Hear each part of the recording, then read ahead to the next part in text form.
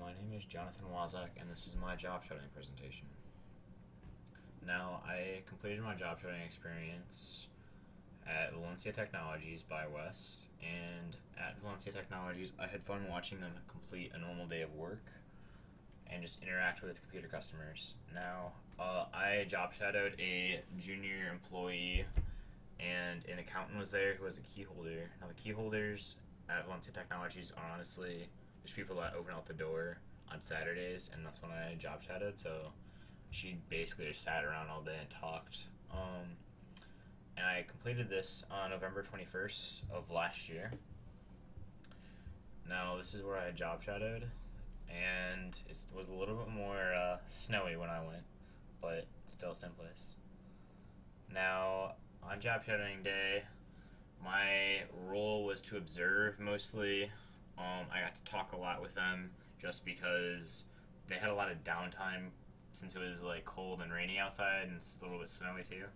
So while I got to talk to them, I got to talk to them from anything from Tesla cars to how Tesla got started to new computer stuff to how he got into the computer careers kind of field.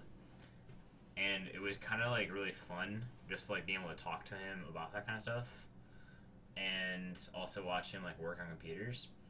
And what I gained from this experience was like the knowledge of what I did and what I didn't want to be. And I don't really want to be a part of computer hardware repair because it just seemed like he had a lot of downtime. And he did say like he was 90% working with customers and 10% working with the actual hardware, but it's still a lot of downtime on the hardware, especially on days like that Saturday when it was cold and nobody wanted to come in. But it was still kind of fun with just talking to him and all that. Now, this was challenging because I didn't really like, at first I knew it was like, okay, this is not what I wanted to do. I didn't want to job shadow here. Why am I doing this? I should go find somewhere else to job shadow. But when I got there and I started job shadowing, I was like, oh, this is kind of cool. At least now I know what I'm not going to do, and I have more of a field on what I should do and what I'm going to be doing as like college and stuff. Now, minimum education requirement is a bachelor's or associate's degree. At some companies, they'll let you have a certification or two just to like enter. And then if you want to continue after the first couple of years, you have to be taking college while working there. Sometimes that won't be a full-time job, but other times it will be. It's very on the line and on the fence with just certifications. If you just have certifications, you will be starting at around $45,000.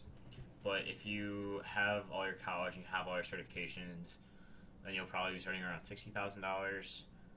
Up to 80, depending on where in the U.S. or in the world you want to work.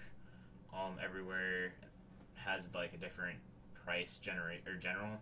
Like in California, if you're in Silicon Valley, it's an extra $10,000 a year, but that's also more expensive for living.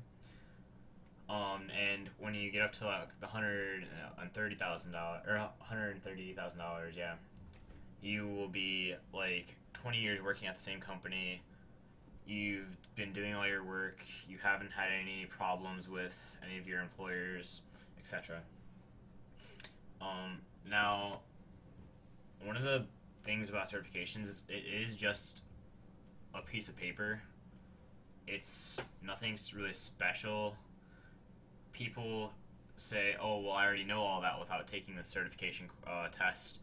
Like, why should I have to take that? I don't want to put money into that and then not get this job.